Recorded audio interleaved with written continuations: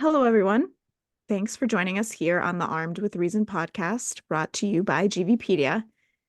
This week marks the 1-year anniversary of the launch of our Substack, which is named Armed with Reason. And we launched Armed with Reason because we wanted to create a space to share our usual information about myths and data related to gun violence, but also because we wanted to create a platform for people in the movement, both advocates and survivors alike, to have a voice. And looking back over the past year, I have to say, I think we have met that goal and in rather impressive fashion. Since our launch last April, Armed with Reason has grown to over 900 subscribers. We've published, actually, the post that goes out this week will be the 300th post, so exactly 300 posts from dozens of contributors, and we've released 19 episodes of our podcast.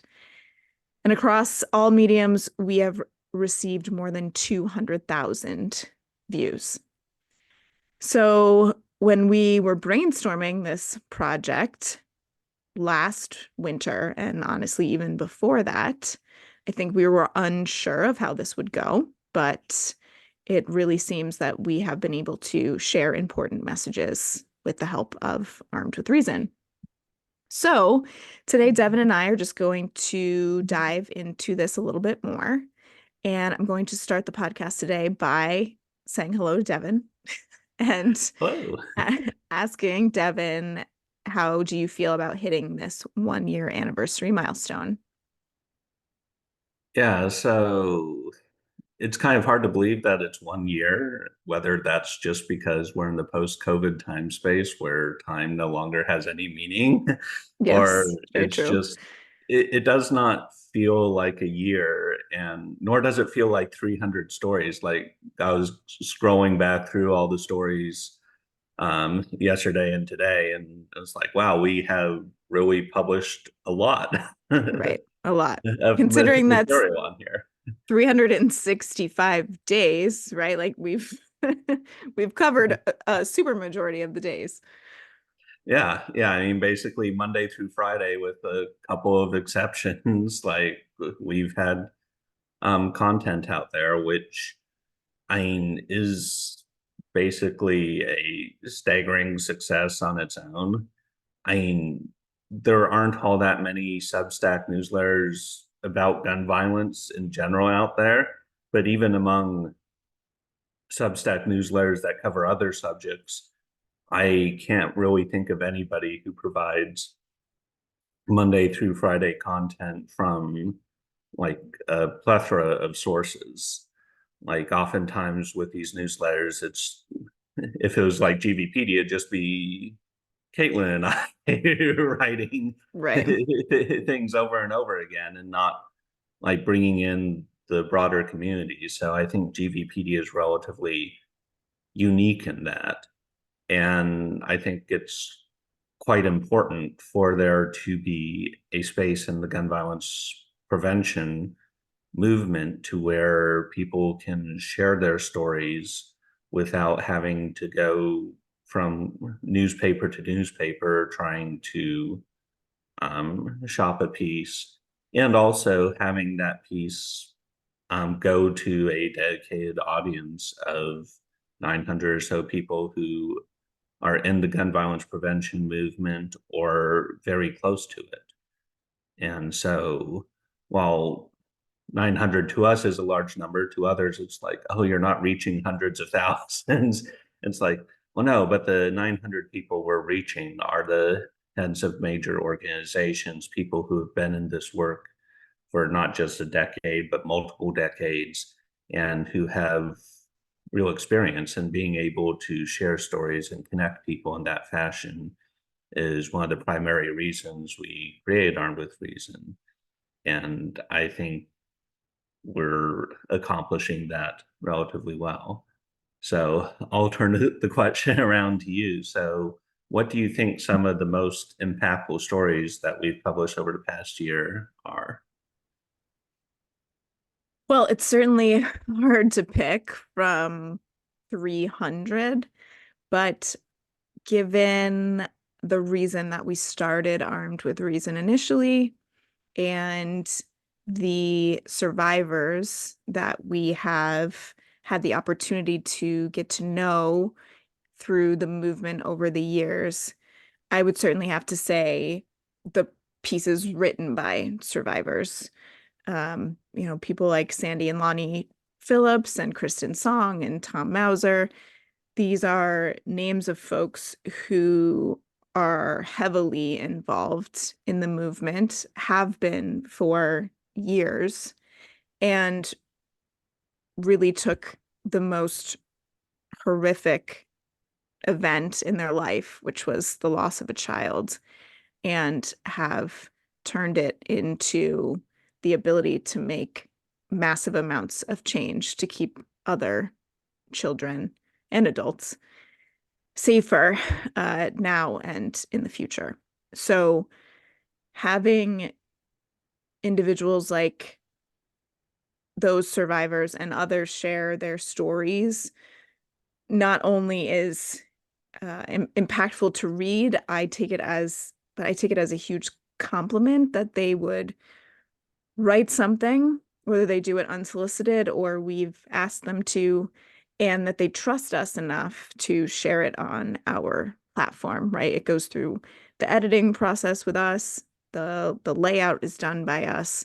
They share family photos with us sometimes to post along with what they have submitted to us in writing. And uh, again, it's about their children. So there's nothing more personal than that.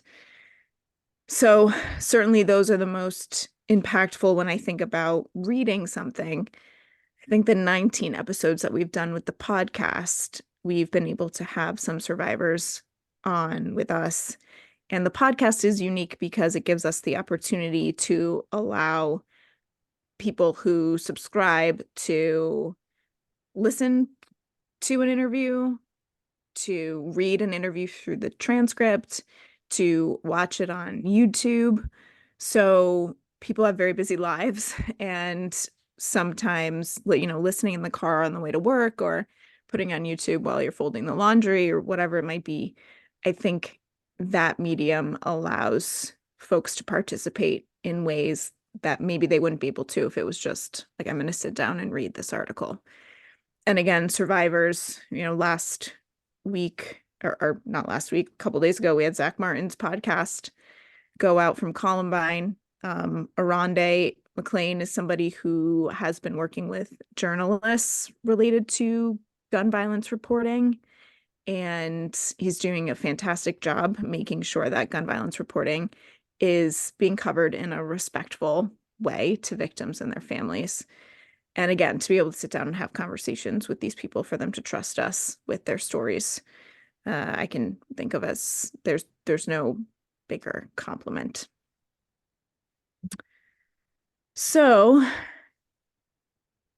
Devin, we're going to get into a broader subject here. I don't think we've really touched on this in any of our podcast episodes, but can you give us some insight as to why you initially started GVpedia in 2017?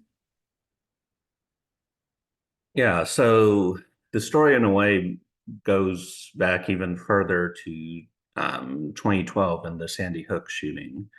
And I got involved in the gun violence prevention space almost immediately after that, though I wasn't really connected with anybody nationally.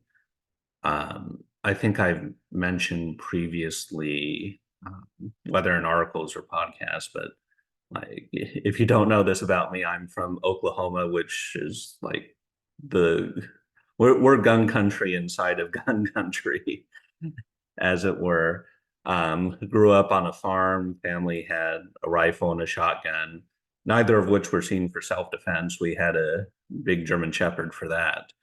Um, but like guns were ubiquitous in a way. And I still remember as a kid where we would hear our farm was next to a creek bed and we would hear automatic fire coming from there on the weekends. And no, it wasn't semi-automatic fire.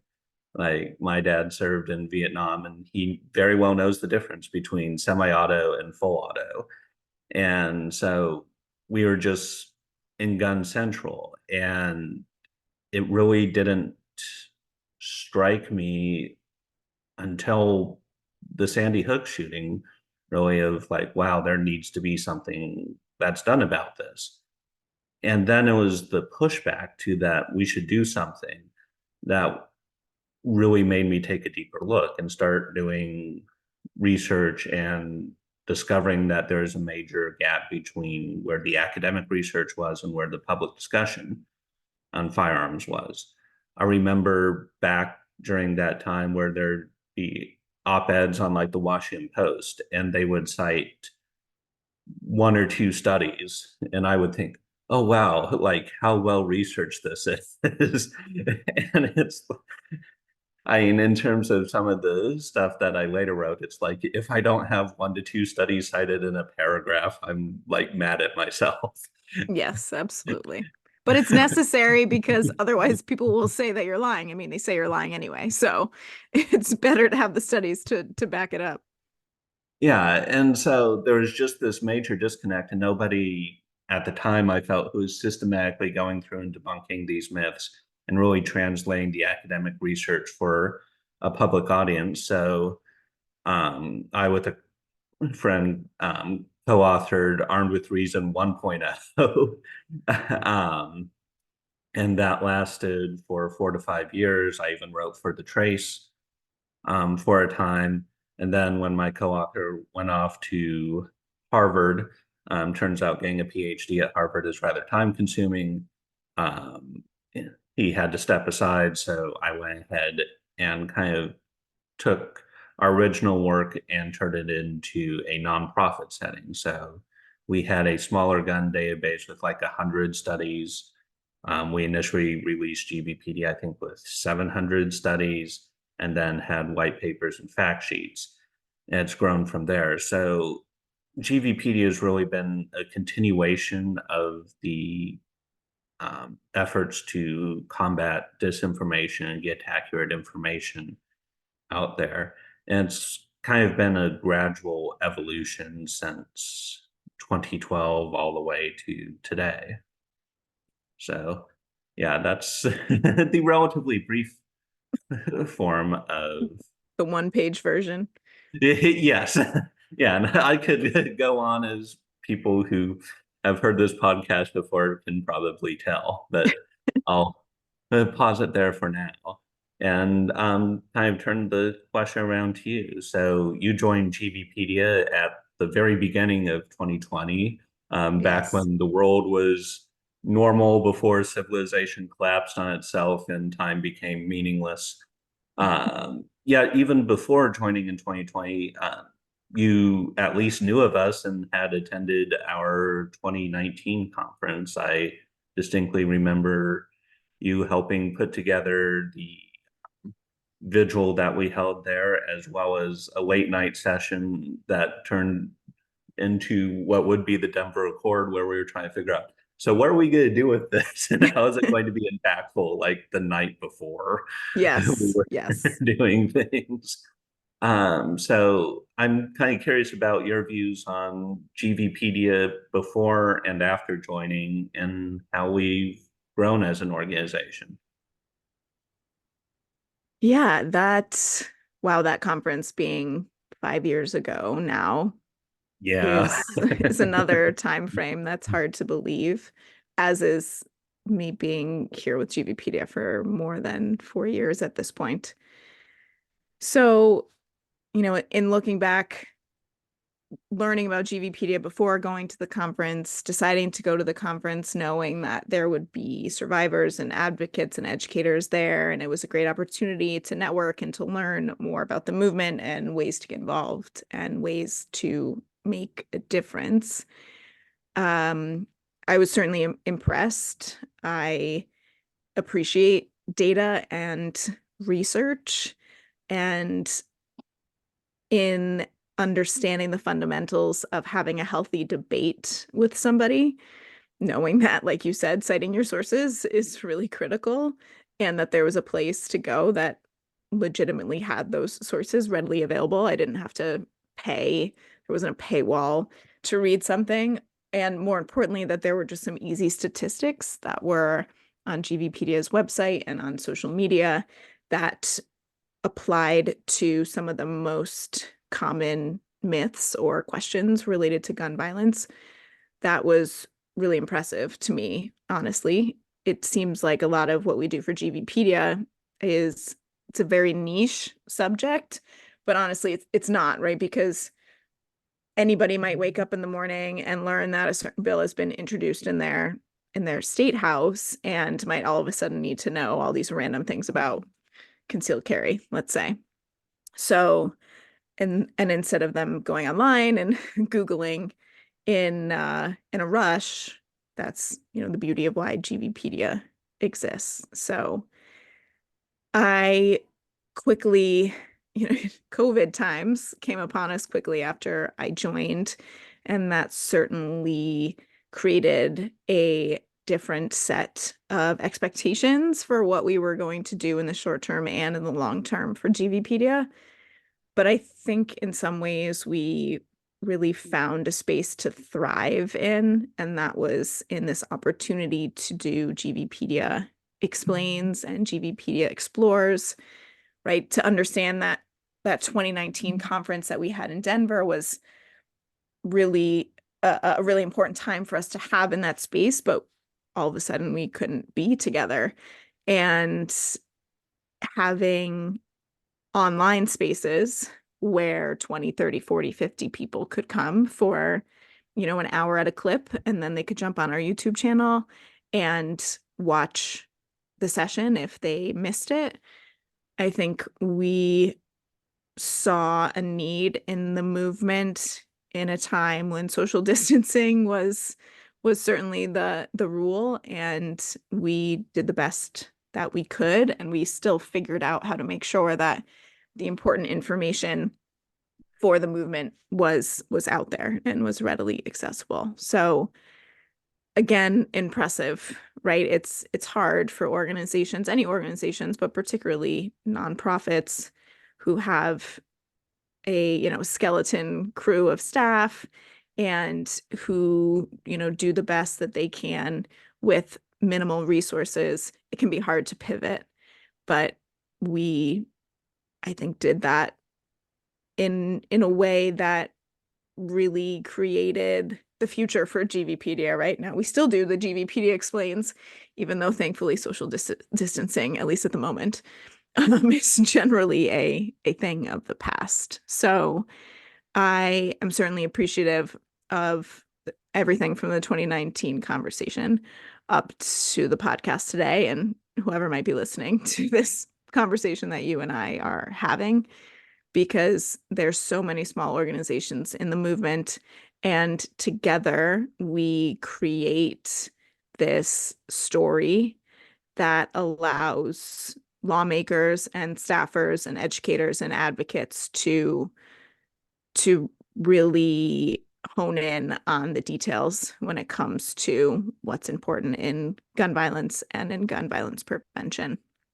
So it's funny that you remember me helping out at the vigil. I think I was like putting paper cranes on the chairs. Yes, yeah, paper cranes of like putting kind of the lighting around and setting up the Yeah. chairs and like I wasn't Yes. allowed in, and I just knew that like a group of people had like spontaneously agreed to Yes. help Penny Okamoto, who's like one of the major brains behind the conference and whose idea the Denver Accord was. Was, right. And Yeah. she wanted to do the vigil, and it was like, nope, you stay away. I've got this with Right. volunteers. It's like, okay, I guess I'll go in and see what happened here. And, you know, it was a vigil for all gun violence survivors, but we were in Denver to mark the 20th anniversary of Columbine, Yeah. which here we are having this conversation the week of the 25th anniversary of Columbine. But in that vigil, I sat down, and then Tom Mauser came to sit next to me. And Tom Mauser's son, Daniel, was killed in Columbine. And I remember I knew who he was, and I was sitting there and I was thinking, like, talk about, I'm not like a religious person, but talk about a spiritual experience, right? Like having a vigil to honor gun violence victims in a space in Denver because, really that started the catalyst of Columbine, and then being next to one of the most, if not the most vocal parent who lost a child. It was, I still remember it. I remember thinking, wow, this is so powerful. And I was grateful that all of my experiences led me to that space and in that moment, because it certainly was motivating to keep up the good fight, which unfortunately we have to do more than we would like to. As we say, the best day will be when we no longer have these jobs, because we don't need to fight for gun violence prevention or gun sense legislation anymore. But obviously, unfortunately, we're not there at the moment. So, Devin, I think that's about it for my thoughts as far as my views on GVpedia before and after. I could probably go on and on about after and all the things that I'm proud of that we've done, but I'll leave it there for now. Yeah, and I do kind of like one aside as well as I remember back in 2020, because I was also teaching at OU at the time, and uh, like classes were shut down, and they're telling us like, well, you can go ahead and proceed with your classes on Zoom. And I'm like, Zoom? What's that? What's I'm Zoom? never gonna use this. Right, That's ridiculous. right, And then like later in the year and to now it's like everything's on Zoom. right, And I mean, kind of like one of the like before major weaknesses of GVPD I felt is how like geographically separate we are just kind of because of necessity. I mean, having a national gun violence prevention organization based in Oklahoma like does yeah, not make much sense.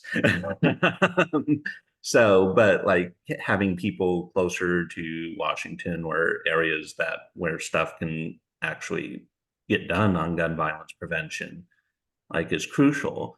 But that weakness turned into an advantage of sorts when we were all forced to be in our homes for day after day with right, no physical contact because right, now like we were already kind of doing that.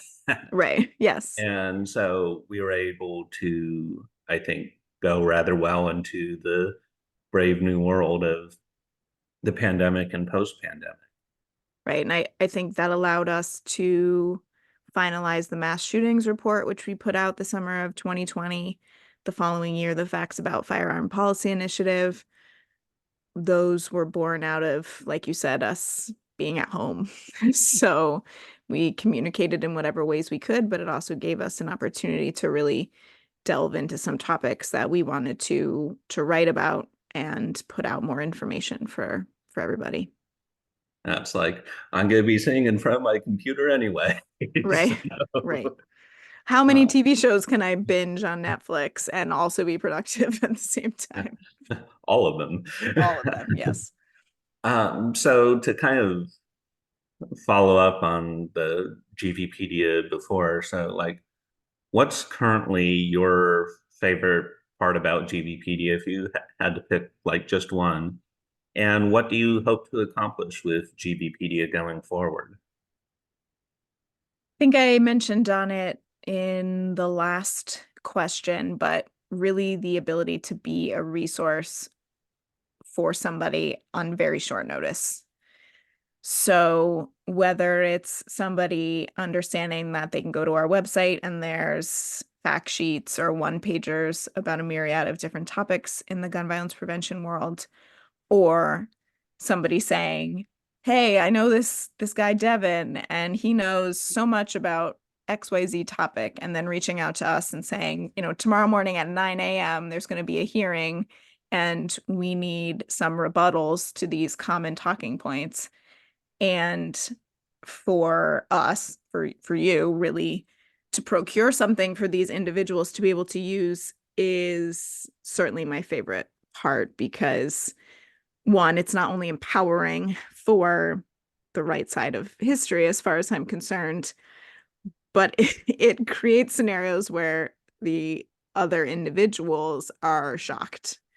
And I can certainly appreciate people walking into a space thinking that this is going to be a one-sided argument and we have this locked up because of the state that they're in or other laws that exist, and then being blindsided by somebody on a committee or a staffer having a chat with somebody afterwards and saying, you said all these things, but in fact, these things are true. And I know as GVpedia goes on and more people learn about us and what we have to offer, to me, I really hope that we're able to continue to do that.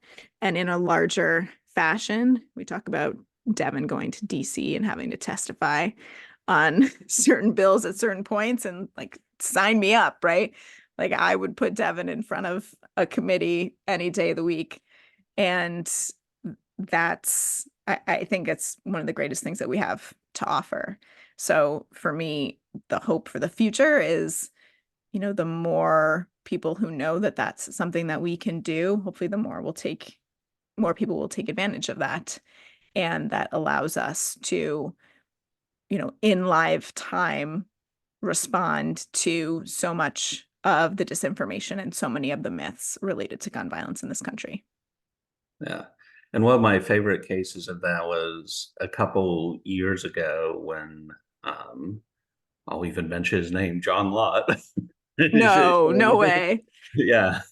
Was testifying in Nebraska, and they had like limited advance warning he'd be there. And one of the hardworking advocates on the ground put me in touch with a state senator. I was like, well, hey, here's some of the information that Lott will likely go into. He doesn't change his testimony all that much from time to time. But then what I was able to do is during Lott's testimony, well, I was watching like their live stream. I had the state senator's email open, and each time Lott said something false, which was like every other word, Right. I'd be able to pull from like our Facts About Firearm Policy initiative and be like, okay, this talking point's false, here's why. This talking point's false, here why. And even like provide potential questions during that, which he was able to ask and like catch Lott off guard because he's not used to like state senators who have to deal with a multitude of other issues Right. around gun violence, actually being prepared to handle somebody whose entire career is based around spreading disinformation on gun violence. Right.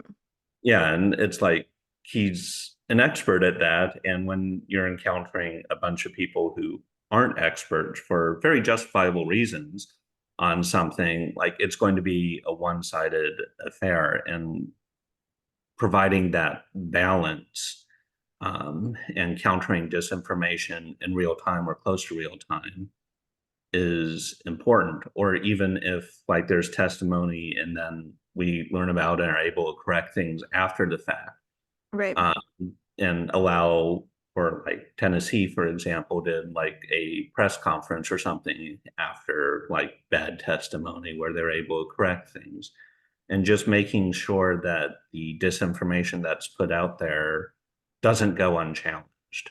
Because if it goes unchallenged, like at best, people aren't going to believe it, but worse, people are going to buy into it. So Right. at every one of those public cases, you have to challenge the disinformation. Otherwise, the fire hose of falsehood, as we label it, is going to prevail. Absolutely. Yes. And again, it's always fun to catch people off guard. So, Yes. so Devin, any other thoughts before we wrap up today? Yeah, and recognizing that we're over our 30-minute time limit, I'll limit myself to another half hour and talk about GVpedia's future.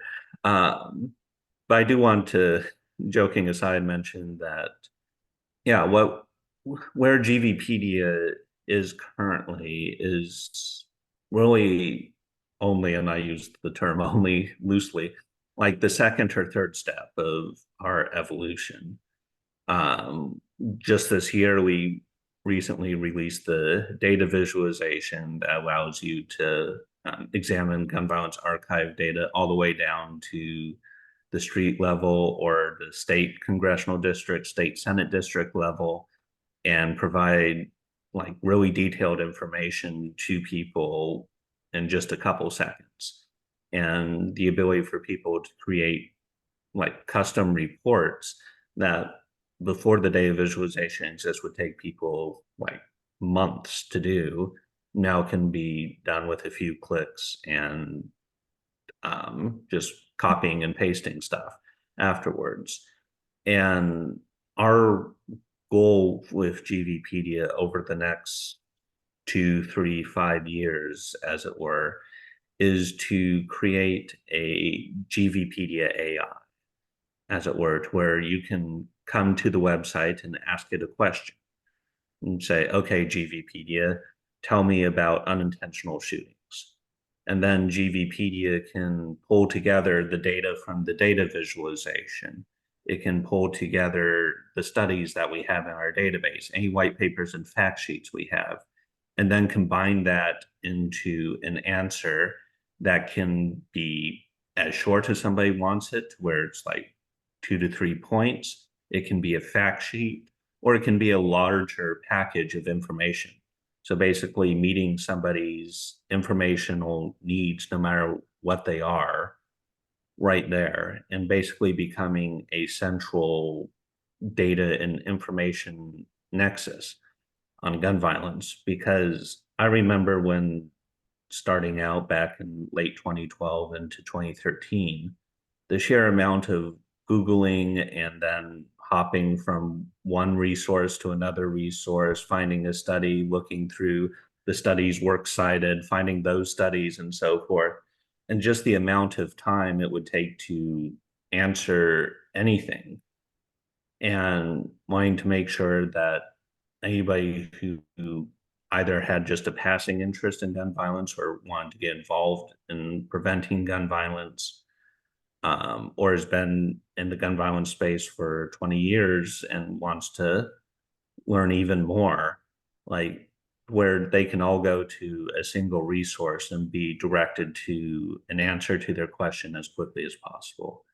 And so that's GVPD's goal. And the more support we get from people, the faster we'll be able to achieve that goal, and the more comprehensive a resource we're going to be able to provide. And like providing that resource, like it's not just about GVpedia, it helps every other organization in the space as well, to where we're removing like the months upon months of potential like digging around and research, and but quite frankly is wasted time if there's a resource there that has already done all the digging for them and compiled the best research and everything else that they're going to need into a single spot, to where they can just pull on that and then get to the crucial work of having the personal conversations to change minds, or to be at the Capitol day after day, providing resources and information to legislators or talking with the media. Like that's the stuff that is super impactful and really matters, those personal conversations. And we want to make sure that we're empowering people with the proper information to do that, and also to have even more time to do that crucial work. So Yes, that's absolutely. the future as I see it, hopefully. I want to end this podcast today by giving a shout out to, well, frankly, the reason why our Substack exists and is successful in the ways that it is, because Armed with Reason wouldn't be possible without our contributors, but most importantly, without Eric Davidson, who is our senior editor of Armed with Reason, and Shannon Von Easley, who is always posting on our social media and making sure that our stories and podcasts and posts are reaching our readers. So without Shannon and Eric, this would be a, I can't even say much less successful venture because I don't even think it would have really gotten off the ground. So again, a huge thank you to the two of them. And as always, if you're interested in writing for us or maybe being on our podcast, please reach out to us. We are certainly always looking for contributors, and we want to make sure that if you have an experience or a story or there's something important to you in the gun violence or gun violence prevention world, we want to be a space for you to be able to get that out there. So, and again, to repeat what Devin was saying very, very nicely as far as support, if everybody who listened to this or subscribed to our Substack had the monthly subscription for just a couple of dollars, we would be much closer to meeting our fundraising goal. So if you can spare the difference of a Starbucks grande latte, which I know because I purchased one this morning, one a month, that would make a really big difference to us and to the work that we're trying to do. All right, Devin, like you said, we went over our time, so I'm gonna wrap it up here, and we will certainly be chatting again soon. And thank you so much to everybody who listens and follows and helps us. Thank you. Absolutely.